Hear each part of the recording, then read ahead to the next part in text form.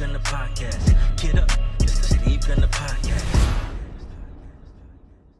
Welcome to another episode of the Steve Gunter Podcast, where we discuss the steps, the strategies, and the mindset of real estate investing, tailor-made for the pro athlete. I'm your host, Steve Gunter, and it's an honor and privilege to be with you today. Plenty of storylines in the real estate world on this Tuesday, and at the very top of the list is how the 2024 election could impact the housing market. In yesterday's Fox Business article, it says that real estate economists are sounding the alarm, is the way that they put it, about how the upcoming presidential election this November could impact the housing market. Now, this may seem interesting, but kind of not really. For over a year, we have been hearing the media continue to sell this doom and gloom.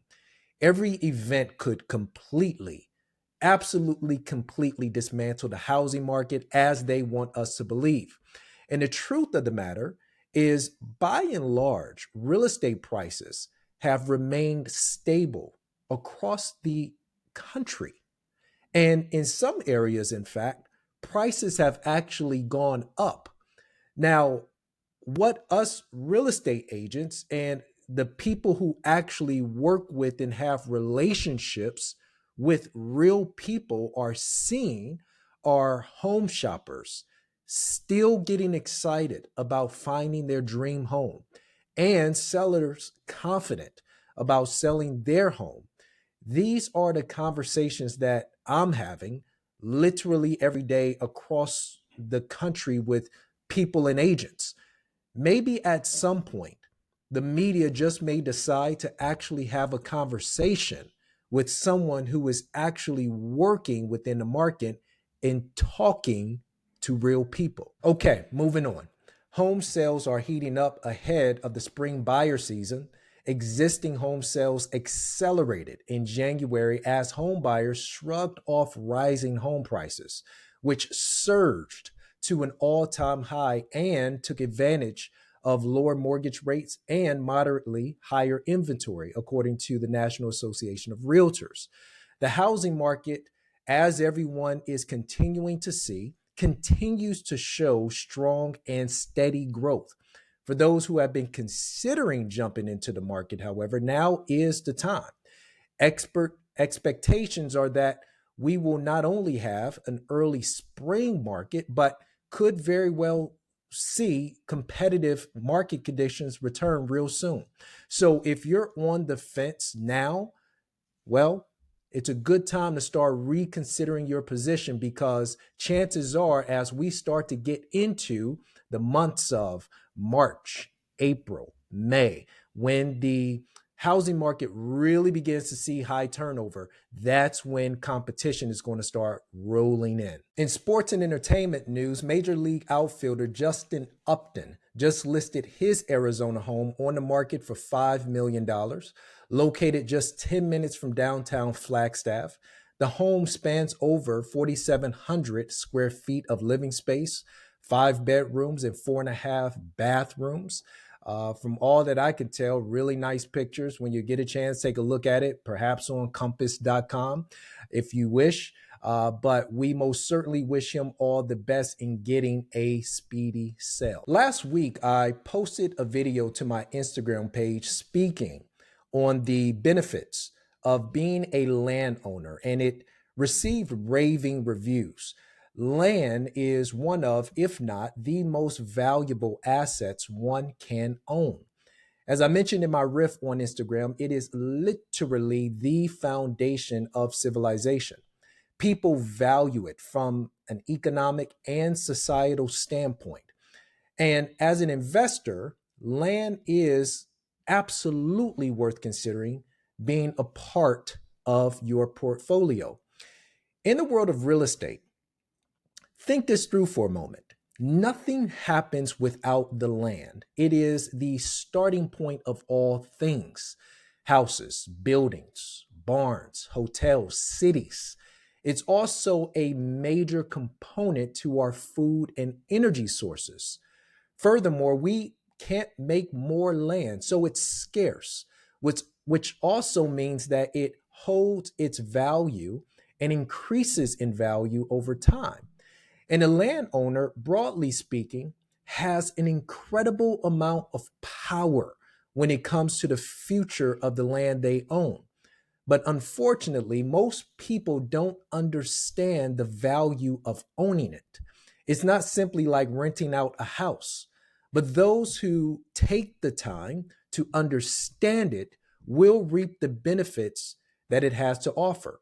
So today, I want to give you a brief lesson, if you will, in becoming a landowner and really kind of chat about how it can be of value to you. Generally, when you're staring out your car window and pass by an empty field, all you may think to yourself is there's a plot of land, right?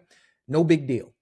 But there are actually three different types of land, and they all work differently and have different characteristics, which can be of value to you. Let's kind of talk about all three just briefly. First is agricultural land. This is where your crops are grown, your animals are raised, and your timber is sold. To be classified as agricultural, the land must produce income.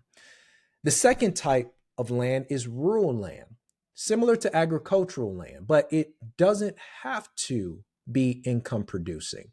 This is the land type that generally has the most challenges. For example, it may lack having organized utilities, water availability, and perhaps it may need to be rezoned to a higher and better use. But keep in mind, where there are challenges, there are also opportunities. That is oftentimes the type of land where most of the opportunities are taking place, something to be considered. Then, lastly, you have urban land, which is where the vast majority of us live. Urban land houses over 80% of the nation's population, but uses less than 3.5% of the nation's land. What most of us compete over is the 3.5%, partly because that is where the demand is, but also because we just don't know any better. Now, does this mean that you should just start going out and buying up every parcel you see? Of course not. There are certainly reasons why you wouldn't want to be the owner of certain pieces of land, but there are areas where you may live currently and you see that the population is beginning to migrate in that direction. Perhaps on the north side of town, there aren't a whole lot of people living there today. But what you have noticed is that you have friends who've moved closer to that area due to housing affordability. And ironically, you also may have seen a major home builder put a sign up saying, new housing coming soon or new homes coming soon. Perhaps that's a clue then that piques your curiosity about whether you should consider investing in the surrounding land. But let's make this scenario even simpler. Let's say that you're driving down the street and you pass a dilapidated home in a great location, but the neighborhood is still a bit rough. Would you buy that home? Most people, of course, would naturally say no. Sure, it's a prime location, but the house needs way too much work, more than what I'm willing to put into it. And the neighborhood isn't great. Who in their right mind will want to live here? But here's an alternative. If you bought that house and you tore it down and just held it, that's it. Just held on to the lot for a few years. Do you think the land will be more valuable once the neighborhood begins to improve and some other stakeholders decide to invest? other private investors decide to put their money into that area. The city government decides to invest into that area. Absolutely. You see, these two examples are just a couple of really simple ways for you to begin thinking about land investing and how you might incorporate it into your overall strategy.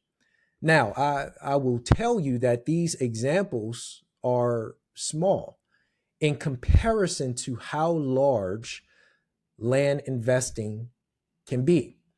But the point isn't even about the size of the deals. It's more about getting you to see the power of being a landowner.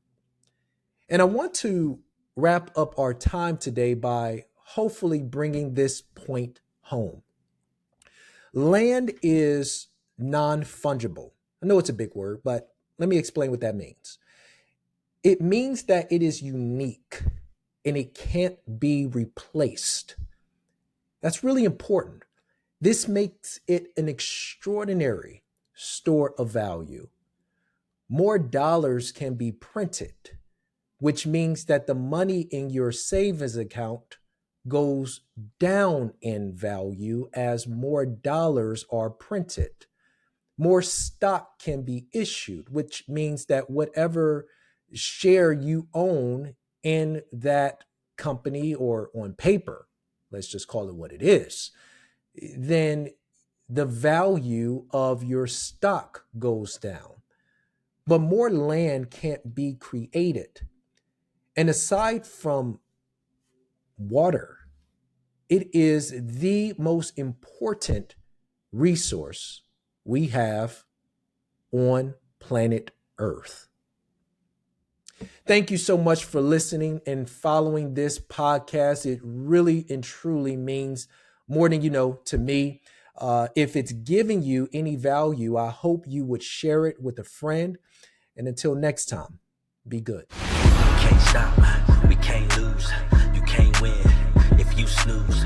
So do more and say less. So get up and let's work and be the best. Yeah, you're tuned in to the Steve Gunner Podcast. Yeah, the Steve Gunner Podcast. You're tuned in to the Steve Gunner Podcast. Get up, it's the Steve Gunner Podcast.